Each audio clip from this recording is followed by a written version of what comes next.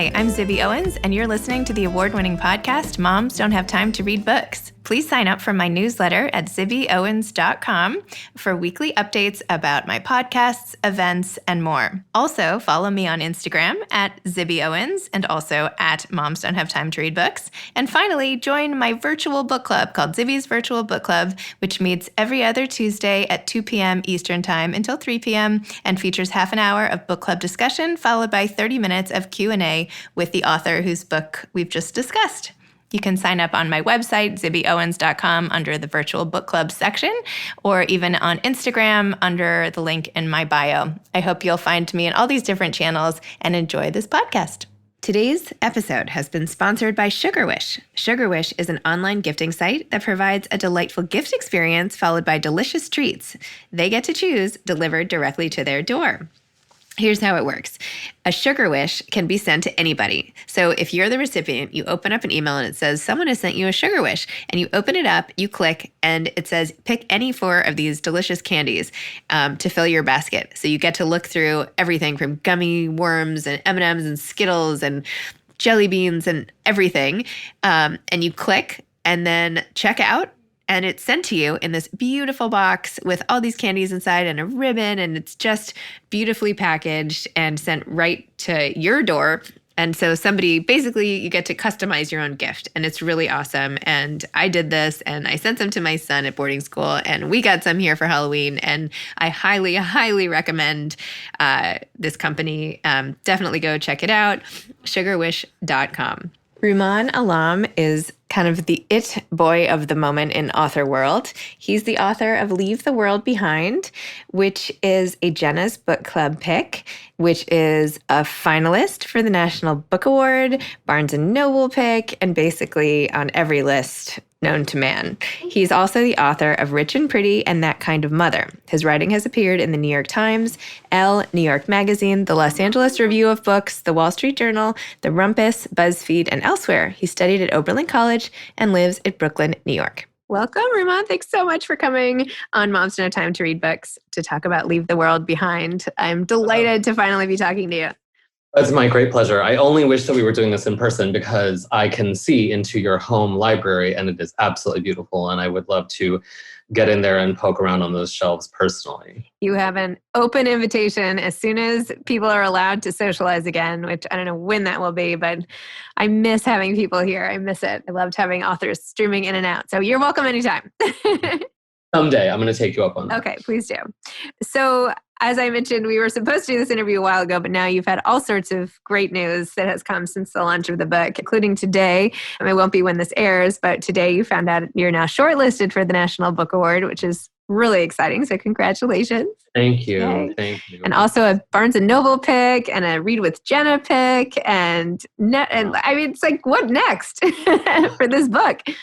I mean, the thing about writing a book, and I'm sure you've heard this from your guests in the past, is that it's just this very sustained leap of faith. And you have absolutely no idea what will happen when the book exists. I'm also aware of the fact, as you know very well, there are so many great books every year that never really connect with the right readership. Sometimes it takes time for a book to find its way into the hands of the right readers. And when that happens quickly, you know what a blessing it is. I know every step of the way, what a particular thrill it is, because the book isn't alive in any meaningful way until someone reads it. It just isn't. And those awards are wonderful. Being part of a television book club is wonderful.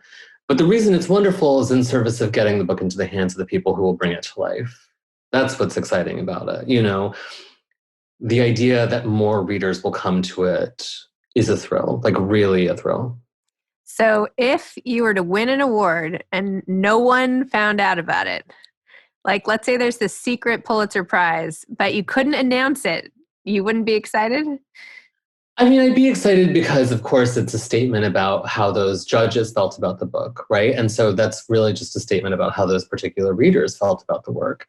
Yeah, I mean, it's I'm just kind of playing with you. It's fun. No, I mean, it's of course, it's gratifying to the ego, and every artist is possessed of an ego, and writing is just an act of ego, really. So, of course, it's thrilling.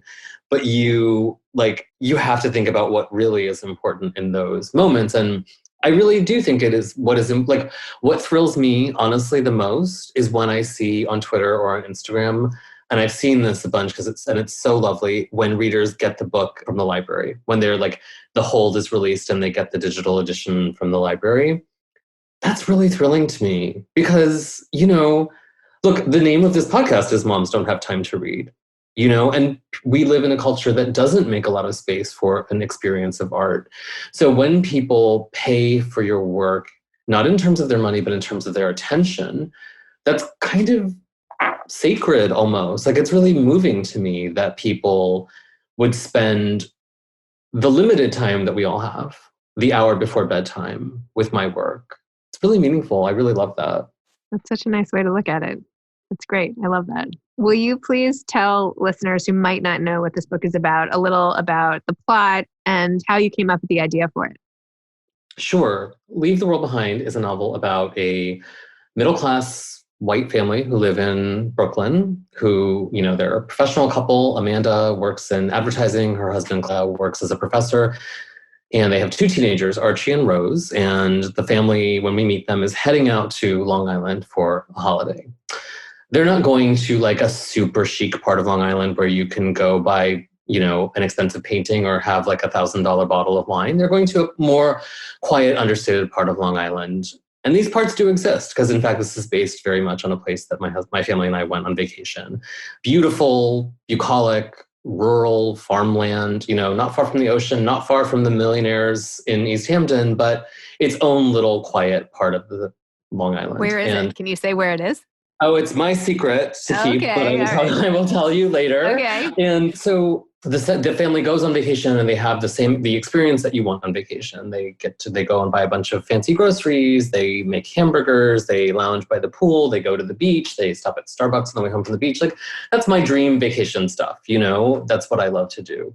And the second night that they're in the house, there is a knock at the door. And it's late at night. They're in the middle of nowhere. No one knows that they're there. It's not their primary residence. There's no reason someone should be knocking on the door. And it's an older Black couple named George and Ruth who tell Amanda and Clay that this is their house. They're the owners. They've rented to them on Airbnb. And they've come there because there's an emergency happening in New York City. And from then the book kind of shifts from being a book about holiday and family to being a book about what you do in a moment of crisis. I feel like that's a good way of talking about what the book is without, I don't really care about spoilers, but I'm mindful that some readers want to experience the shifts in this book for the first time themselves, So we'll just leave it at that. Yeah. So was the book inspired by your vacation?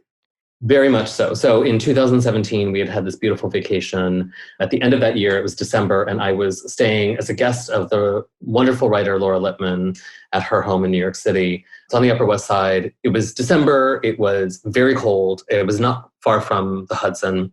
So when I left the apartment to run out and get a cup of coffee or something, it was just freezing cold. And you know how in New York, you can have those patches of ice on the sidewalk, and it's like it never rained and it never snowed, so you don't actually know where this ice came from, but it was like that kind of weather. And they call it black ice. It's just like looming ice. Yeah. And you're just like, what I want most right now is that feeling of summer vacation. And so I was remembering my own vacation. And that particular moment really had that stay had really lodged in my head. I wanted to write a novel about vacation, but I wanted to push through the particulars of a family in a vacation home, which is a convention of books. And there are many great books, and I love that convention. But I wanted to find in that material something with bigger implications, with something that told us about not just family life, but cultural life, civic life, political life, the moment that we're all in right now. So that was kind of the attempt of the book.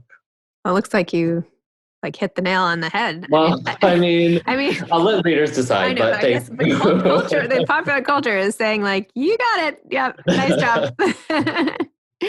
So when you get an idea for a book, what comes next? Do you outline, or do you just sit and write it, or do you do any research, or what's your process like? That's a good question. Usually what I do is I write into it for 50 pages, 70 pages or so, and then I make an outline. So in those first 50 to 70 pages, what I'm looking for really is the sound of the book.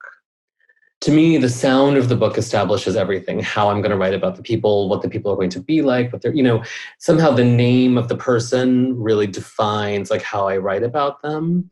So it's just about nailing whatever the voice is. And once I've nailed the voice, I can sit down and say, okay, what am I doing here? What is the story going to look like? And I outline, and usually what I try to do is confine an outline to a single piece of paper because it feels very doable. I can tape that piece of paper up onto the wall of my office. I can copy that piece of paper down in my notebook. I can carry it around with me, and I can have this one little cheat sheet that says to me, this is what you're doing. This is the book. It is in 12 sections or 4 sections or whatever the structure is. And then I can just sort of, and when I say outline, I don't even mean the kind of outline that we made when we were in 3rd grade and we were learning how to write a paper about the Declaration of Independence, where it's like the main idea. Roman numerals? No Roman numerals. Usually what I do is I just put like 1, 2, 3, 4, 5. And here's the main idea of this section. Here are maybe how the chapters will work. And the outline is revised in tandem with the book because it's not like a roadmap for a vacation destination, right? It's something the map is changing as you're in progress. So I adjust the outline, I change things around, and I kind of feel my way forward, like with some guide, but also a little bit by instinct. Interesting. And then once you do the writing, like how long did it take for you to write this book? I wrote a draft of the book very quickly in about 3 weeks' time, but that doesn't reflect the amount of labor I had put in prior. Thinking about the book, I keep a notebook with me. I write sentences down. I write scenarios down. I write character names down.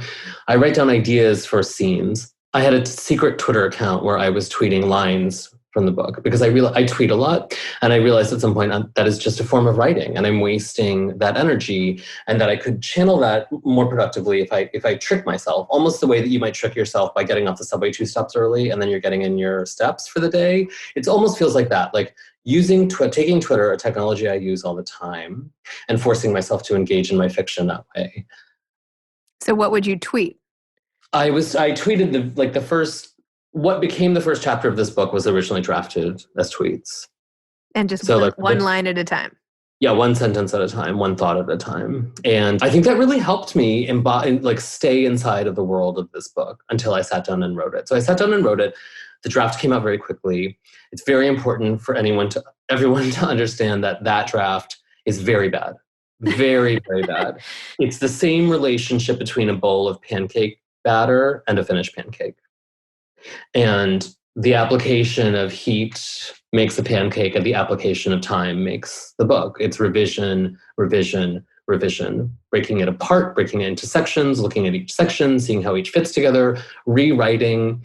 And so over time, you lose your sense of what material from that first draft exists in the final draft. It's really hard to say.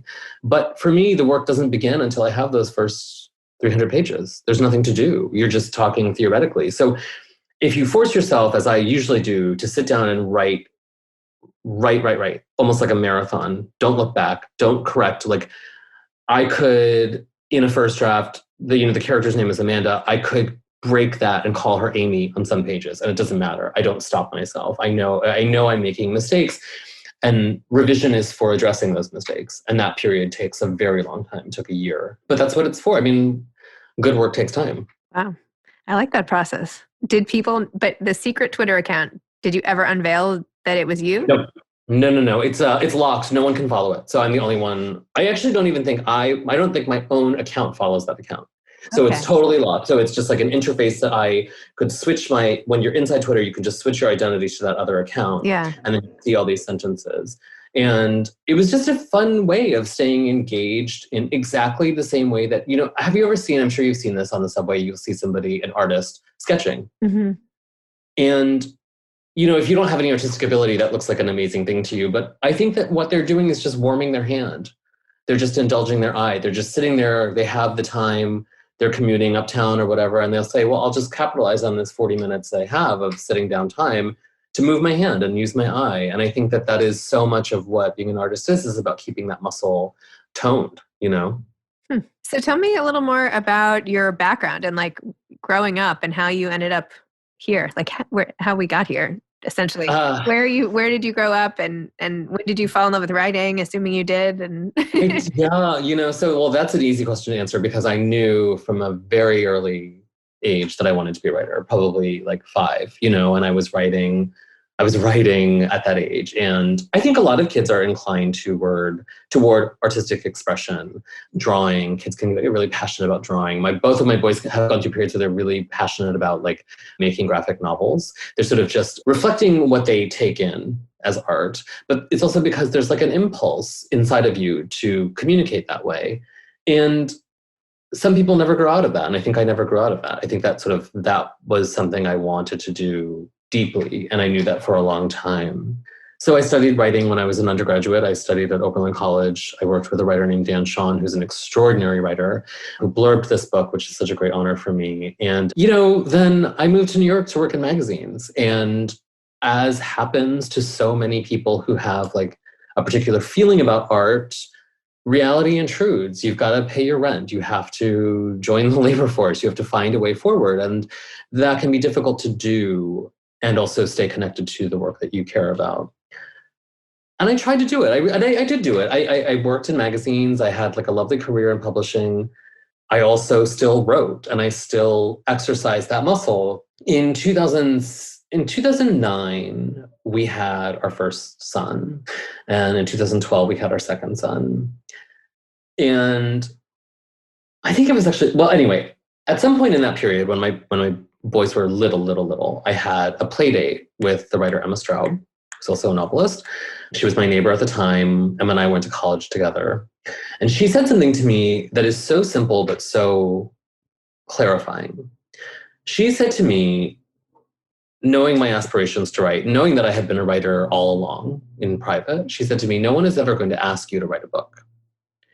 And that's absolutely true. No one is. No one is ever going to ask you, unless you're Michelle Obama. No one's going to ask you, Michelle Obama will be asked, but no one would ever ask me. The lesson being like, if there's something you want to do, you need to do it. And I really do credit my children with this because having children, as I think it does for many people, clarified my own priorities. A lot of stuff falls away when you have kids because you just can't do it all. And you realize that you care about your family life. You may realize you care more about your career than you had thought, and you want to commit yourself to that. You may realize that you care less about your career than you thought, and you want to be at home with your family while your children are young. Like, this is what children can provide for so many people, mostly for women, to be honest, because this is not always the way that fathers have to reckon with this big question of like, what is it you most want, right? In my household, there are 2 fathers, so it's a different dynamic. What I learned in that moment when Emma said that to me was that I really wanted to try this. And I didn't want to be 51 and not have given it a shot. Not that 51 is so old. Like, it's perfectly valid to re-begin your career or your artistic life at that point. But I knew I wanted to do it. And it was burning within me. At the time, so my younger son came home in 2012. By like 2014, I was working at New York Magazine. I had an amazing job where I was editing the design issues, which was such great fun. And built into that job was a hiatus of, I think it was 12 weeks, might have been 14. And so I had these 14 weeks where I wasn't going to be working in an office. I wasn't going to be making any money, but I was going to be kind of free. My younger son was a baby. My older son was like in school. He was in his Montessori school, his little preschool. So everything was kind of settled. And I said to my husband, I'm going to try something. I'm going to take these 14 weeks and I'm going to try something. You can't ask me any questions about it. You can't talk to me about what I'm doing. But every night at 7:00, if you're home, he travels a lot for work. If you're home, you'll put the kids to bed. And I'm going to sit down in the living room, which is where my desk was at the time, and I'm going to work. And in the morning, you're going to get up with the kids and let me sleep a little bit, but I'm going to be focused on this. Oh my gosh, you're saint of a husband. I know, would be like, I don't like this plan at all. Absolutely not. Well, this is another big lesson from my career, which is that like, For many people, it is a spouse who provides this particular kind of stability, but doesn't have to be. But a lot of artists, I think, require an anchor in reality, somebody who cares as much about their work as they do.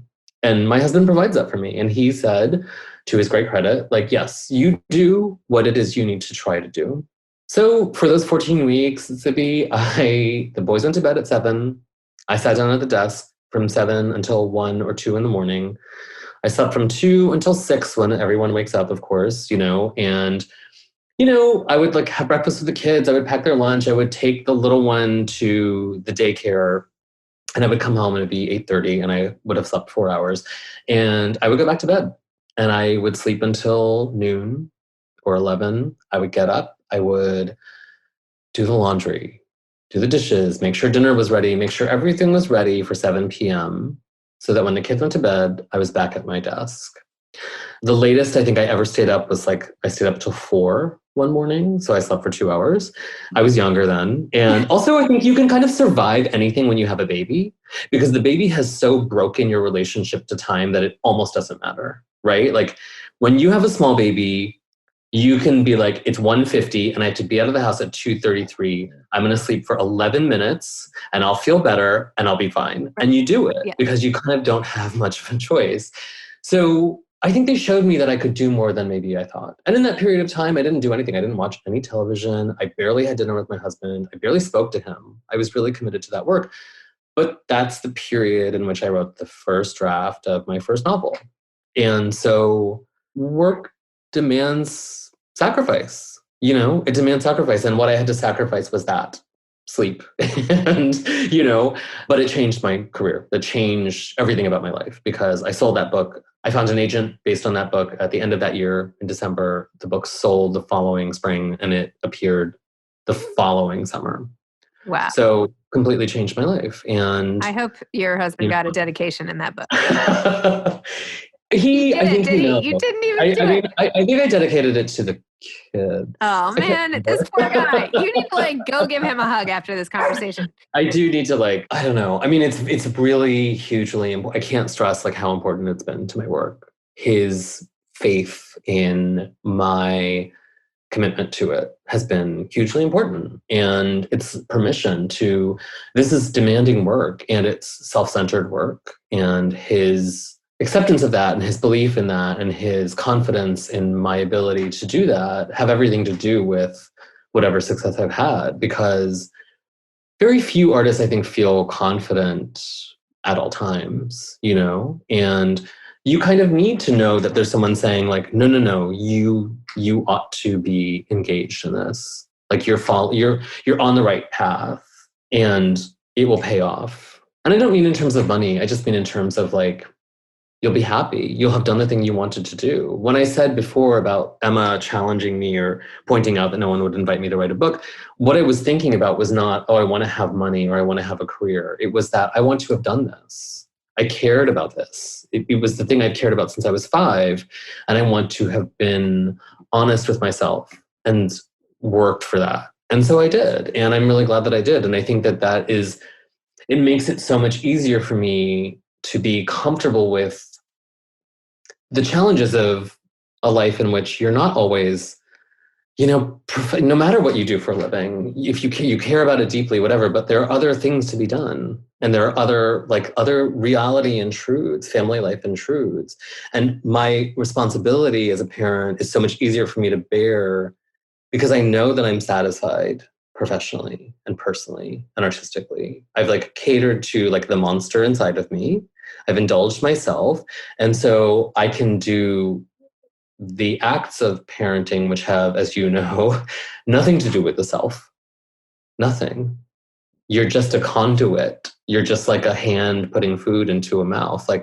That's what you are. That's the relationship. That's what you've committed to. And that can be very difficult for people.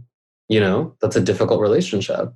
But it's also sacred and very meaningful. And it's what I care about most, No, I just feel like you just summarized what it means to be a mother, essentially. I mean, honestly, or a father. I mean, that's what the whole thing is that I would say a tiny percentage of let me just say primary caregivers Yeah. Yeah. get that kind of like filling of their bucket, so to speak, that enables them to then go back and do it. I've noticed the same way. I used to, only work a little bit, and now I do this and I'm doing all these other things. And then like I go out my door and I'm like, all right, like pillow fight. Yeah, I think it's true. I think it's important. I mean, it allows you to still be a person. And it's like a personal choice. Also, like there are parents for whom that role is like so fulfilling and it's all that they need. And they can be really inside of that. And I do find it's not that I don't find it I mean, I find it deeply fulfilling. It's like words can't even really hold it, how fulfilling I find it. But I think part of the reason I'm able to find fulfillment and joy in it is that I have this other thing. And I think it's really important. It's become important to me as a part of the practice of parenthood, because children are ego monsters, that they see firsthand the ways in which people have other things that they care about. And that like they can hold in their heads the contradiction that like you are the person who takes care of me and is always there for me. But sometimes you will not be there for me. But you're not being there for me because you are a doctor working late, because you're a bus driver on your route, whatever it is, you are also doing as an act of care for me because you earn money and you take care of me. Like they can understand that over time. And I think that's really a useful way to understand your place in the world. That's what I tell myself anyway. I don't know. Who knows? And no parent knows what they're doing. No, really. Nobody knows what they're doing. And I certainly didn't mean to say that I am not fulfilled by my children either. I love being with my children. You are. It is my greatest pride and joy. Blah, blah, blah. Okay, yes. So are you working on anything new now, or what are you up to? Yeah, so when I described being at Laura Lippman's apartment in Manhattan, I was actually writing a different book, and I've been trying to go back to that book. Leave the World Behind emerged and sort of took over my life and my imagination. It was something that felt really urgent that I wanted to write, and I'm glad that I did. I want to go back to this other book, but at the moment I'm teaching at Columbia and at Pace.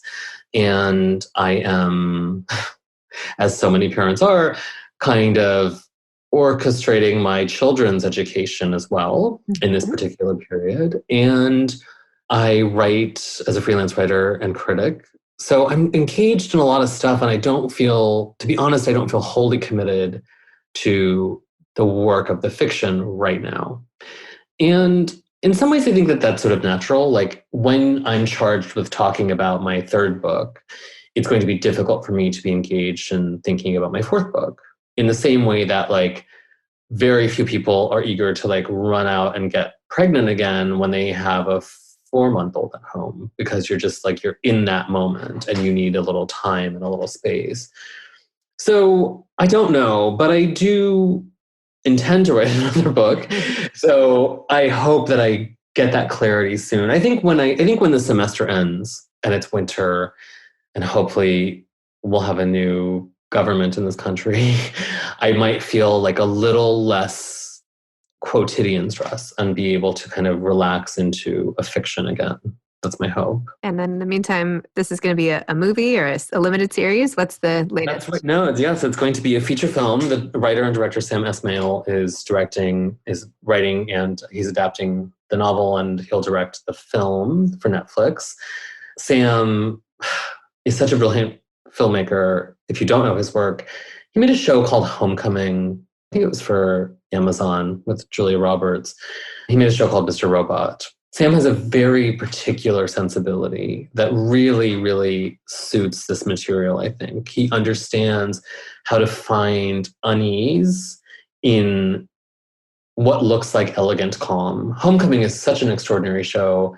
Julia Roberts, who is the star of Homecoming, will star in this adaptation of Leave the World Behind, which is insane. Every time I say it, saying it does not make it sound real. And Denzel Washington will also star in the film. And it's in such good hands. Like, it's part of like a larger charmed run I've had with this particular book. To find collaborators like that who you can put the material into their hands is just, what a win, you know? It's amazing. Oh, I'm so excited to see it. That's going to be great. What advice would you have for aspiring authors? I think that you have to actually do the labor. And I think it's so hard to. And one of the things that I always stress when I'm teaching is that there's more time than you might think there is. Especially if you stay up till 4 a.m. Well, I mean, look, not everyone is wired to do something that deranged, and I totally understand that. And like the significant factor in that is not just my husband's help, but that was huge. It's that I wasn't working for that period of time. I could never have done that and had to go to a day job, and most people have to, right? So that's like a real luxury. When I say that there's always time, what I usually mean is that there are ways of tricking yourself. Much as I tricked myself using Twitter, that's a great example. When I teach, I always say when I'm feeling really stuck and really desperate, I set myself a very arbitrary and accomplishable goal.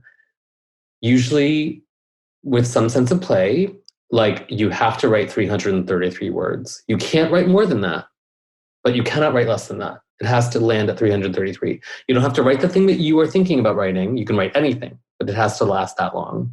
Or turn on an episode of Friends, turn off the sound, and sit there and write until that episode is over.